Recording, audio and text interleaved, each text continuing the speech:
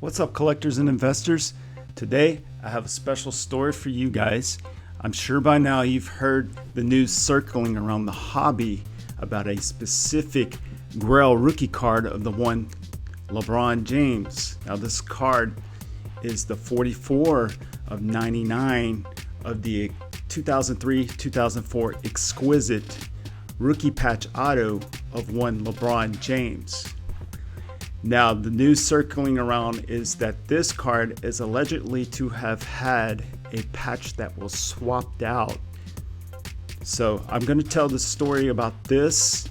I had the opportunity to go down to California and interview the owners, and I have their side of the story. So I'm going to lay down the facts about this story, their side of the story, my involvement, and my thoughts.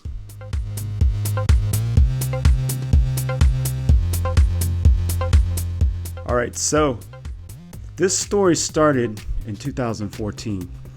The owners of this card get a phone call from a shop owner about this card, and that they must get down there right away and purchase this card because it will be a good investment.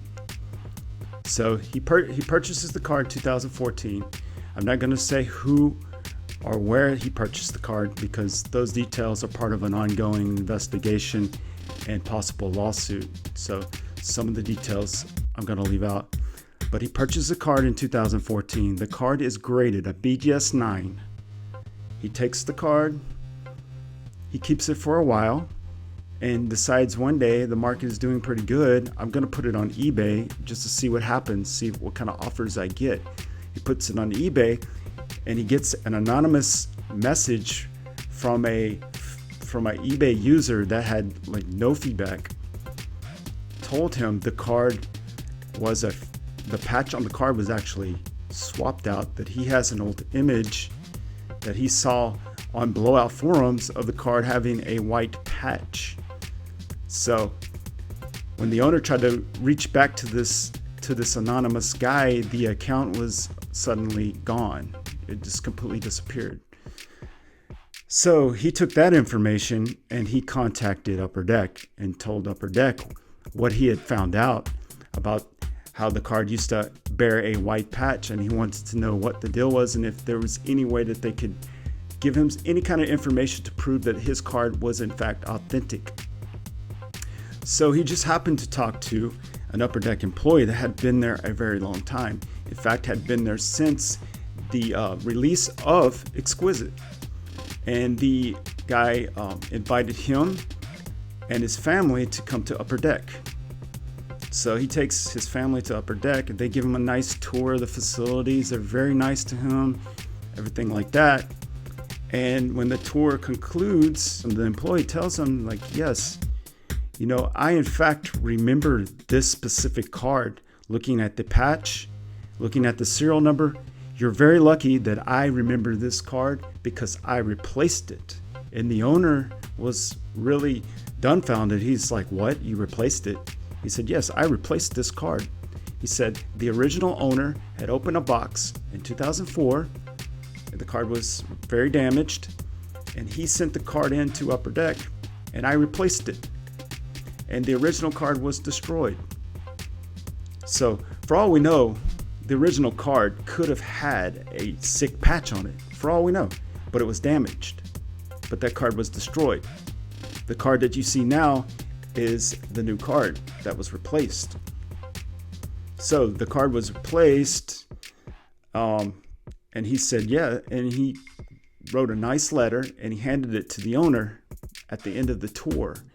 And the owner looked at this, he couldn't believe it. It was a nice formal letter from the employee saying, yes, this is in fact replaced, and we stand by this letter, and this is authentic.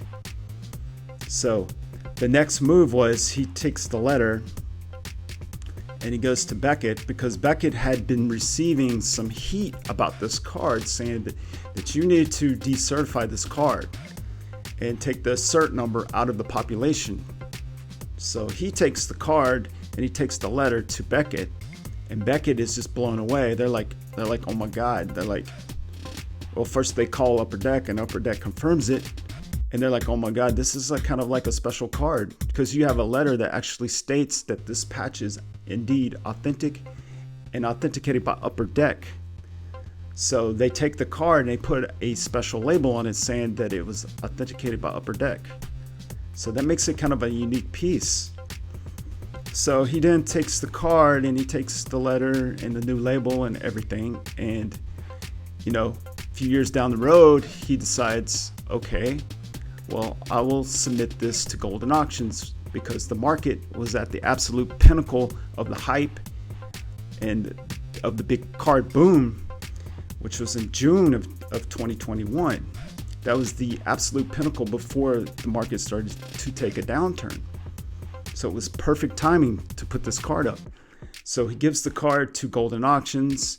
The guys there, they do the research, they take the letter, and they take the card and they look at it, do the research, call all the right people back Upper Deck, all these people, and it's good to go. So they put the card up for auction at Golden Auctions. Well, it's on there for 24 hours. And then they decide they need to pull it down because they are getting pressure from an account called Card Porn. Card Porn is a big account on Instagram and other social medias.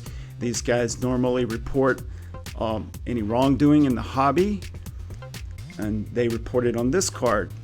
And they sent Golden Auctions an image, a very old image from 2005 that they said that they've had since 2005, where this card is bearing a white patch. So if you look at this card right here in this image, this white patch, you will notice that the card looks very, very suspect. And I'll get into that in a moment. But anyway, so they take that information, Golden Auctions does, and they pull the card. Because not only have they pulled the card because of that image, well, Card Porn also put some pressure on Upper Deck.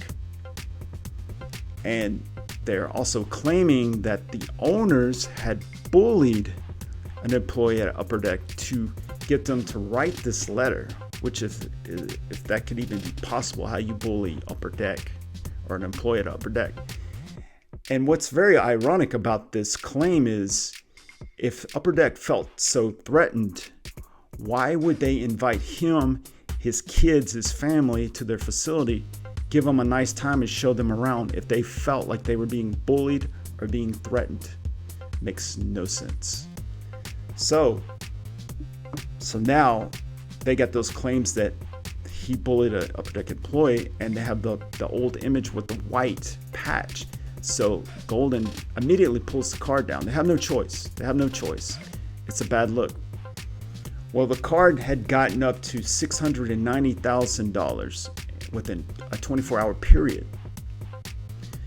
And it was expected to reach $2 million because, like I said, this is the pinnacle of the market value of the hobby before the downturn. So when he pulled the card, he lost any chance of selling this card for max value. On top of that, he had promised a foundation, a charity, that he would give a portion of the money to charities. So now this is affecting other people as well. So they pull the card down and he takes the card back, and that was his loss. Once he took the card back, that's when my part comes in. So as you well know, if you followed my channel, you know that I started reporting on Golden Auctions because there were some interesting Michael Jordan items on there, and I was following the PSA 10s, and I was following the market of the rookie cards and other grails. So I took notice of the LeBron RPA. Well, I noticed that it had gone down. So when that happened, I checked Instagram to see if there was any news about why it came down, because I had no idea. Well, I saw Ken Golden had posted about it, and he thought that the card, based on the information that he had a patch that had been switched out, so it had been altered. Well, it got me thinking. The patch was switched out. I said to myself, well, I got old images of this card. I think I remember this card, and if I'm right, the images I have are from a very long time ago. And the reason I had all these images is because I was doing all of my research on any card I could find of the RPA because I was in the market to buy one. So I had tons and tons of images. So I go into my hard drive and it turns out I have 77 different examples. If you add the base and the golds, I had 77 examples of the RPA. And sure enough, I found that card, and I found it was an image that was at least 2008, but it could be older. And because there was no eBay listing, it was just a photo. It could have been from a photo bucket, it could have been from anywhere. So I look at this image, it's a high definition image. I can zoom all the way down to the fibers of the cardboard or the stitching of the patch. I can see everything perfectly. And I'm like, wow, this is an old image. You know what? Maybe I should try and contact Ken Golden, let him know that I have this. Maybe this information will help him in some way. Because at this time I have no idea who the owners was. I was just concerned, So I sent him a message, and I sent him the image of the card so he would have it. And he replies back, yeah. Basically, we believe that this card had been altered, and it probably had been altered very, very early. So, I got the reply back from Golden, and that was it. I just kind of forgot about it, and I just went on my way, just going back to making my own content about Michael Jordan stuff and looking at the Michael Jordan stuff, and I never thought about it again.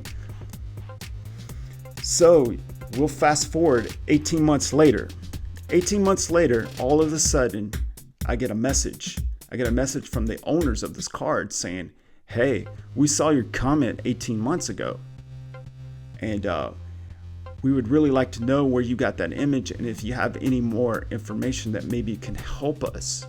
So what I did, I went back to my hard drive again. I looked at every single image, everything I had, and I didn't really have anything else that I could give them, just more of the images that I already had of the card raw in 2008 or older.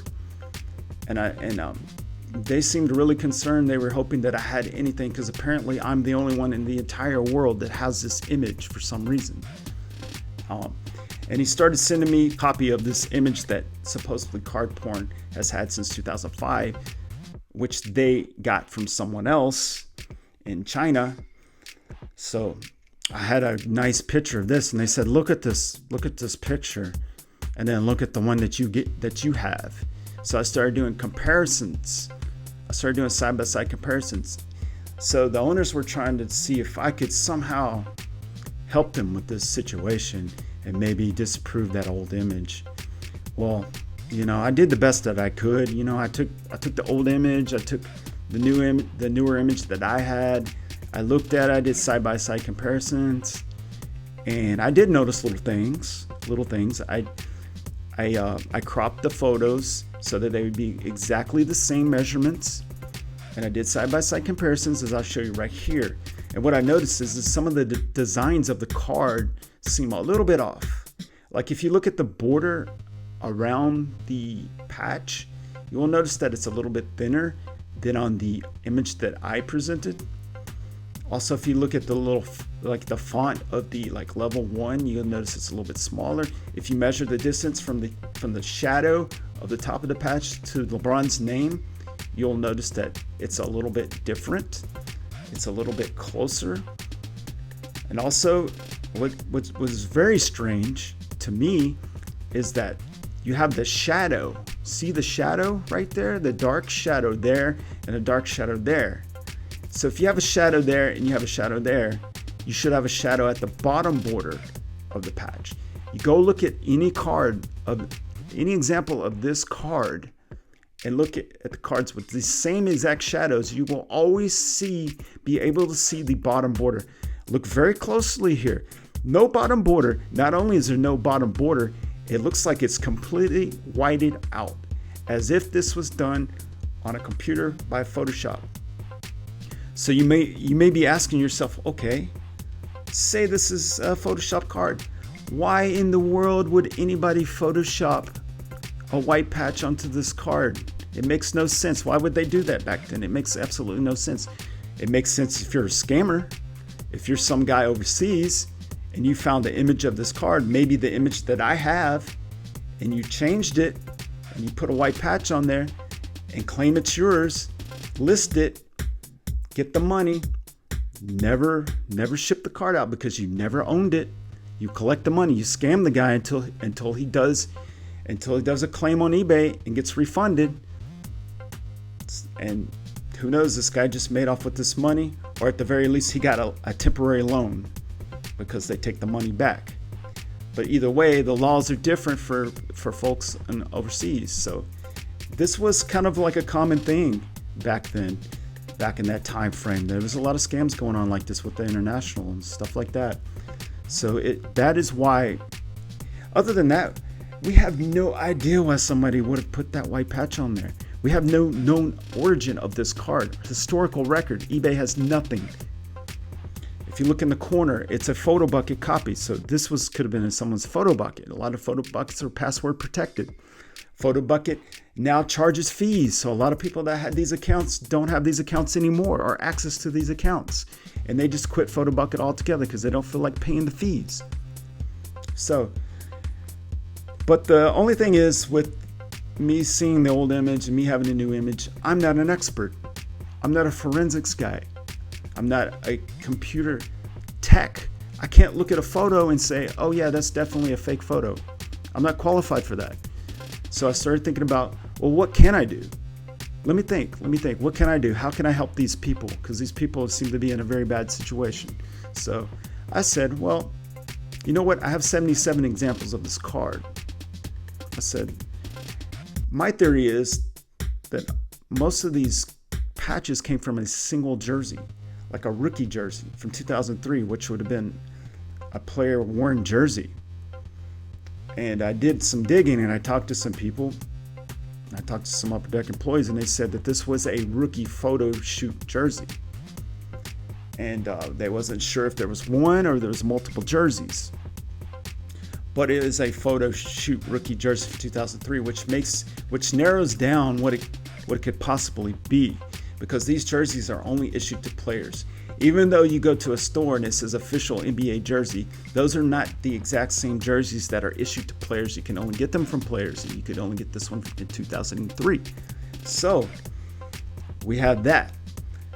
So I told myself, I said, well, I'm going to take all these examples that I have. I'm going to take the patches and I'm going to put them together like a puzzle and see what I come up with. So it was very easy to take the multicolor break patches and put them together. That was easy because they're very unique.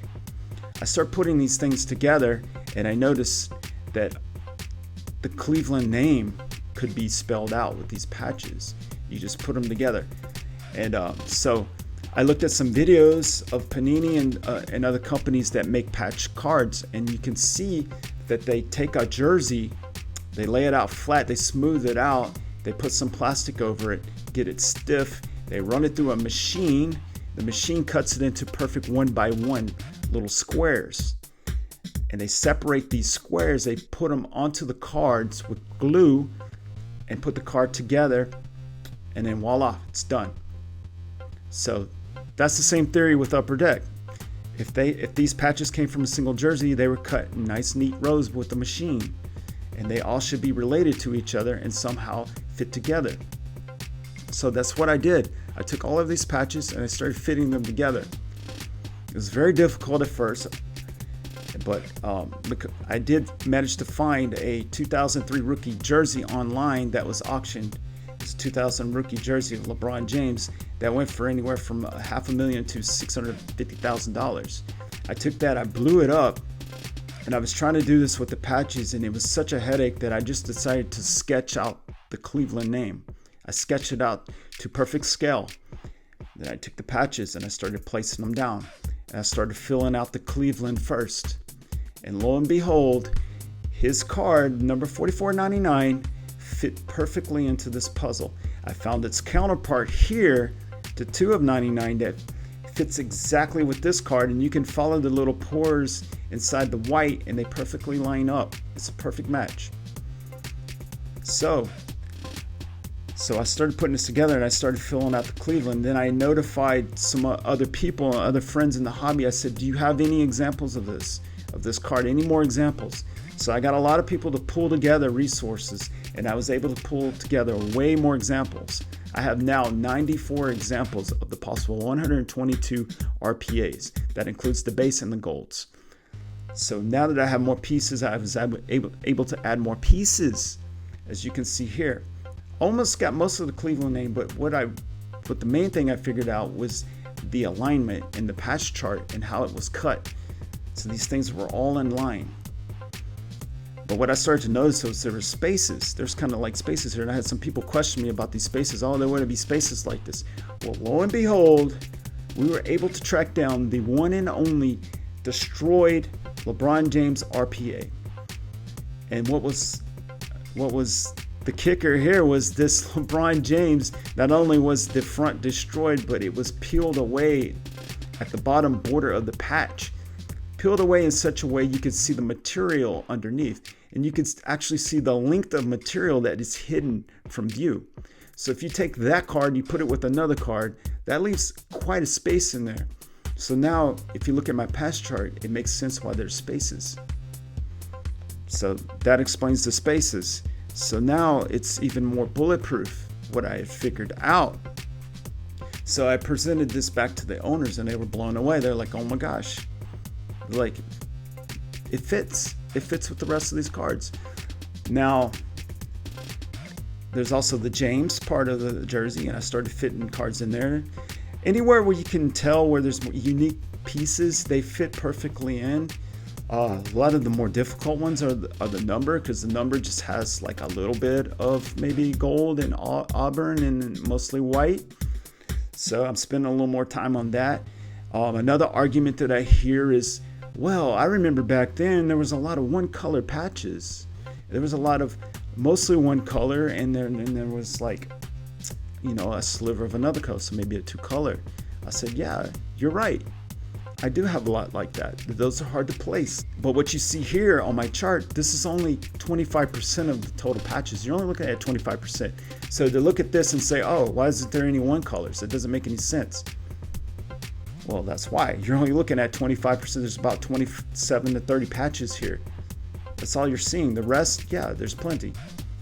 So now, what happens from here? What do the owners do now? So the owners now have this new information. They're going to take this information and they're going to present it to card porn, the people that have questioned their character, who's went after them, has went after anybody that defended them, including myself. And they're going to ask card porn, hey, look at this information. It's obvious the card is real. What we want from you is a public apology and to admit that you are wrong. This I know from the guys. This I know from the owners. Now, other than that, I have no idea what they're going to do. For all I know, they're probably going to wait till this card is officially accepted by the hobby, is proven to be real.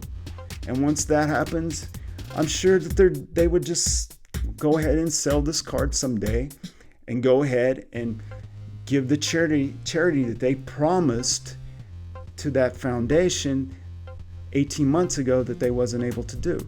And they're going to follow up on that commitment. So other than that, they're probably just going to move on with their lives. So that's the story that I have. Comment down below what you think about this story. It's quite a unique story, and I don't think it's finished yet. But if there's more to the story, I will make a part 2 of this video and I will give you an update. And also, if you want to keep up with the latest developments and information, you might want to check out my Instagram page, which is card.gems23. There I have all of my posts. And if you look at some of these posts, you can see in the comments, there's a lot of juicy comments between, going back and forth with me and card porn and some Upper Deck employees. So that might be worth checking out. Thank you for watching this episode, and you guys have a great rest of your day, and I'll see you in the next video.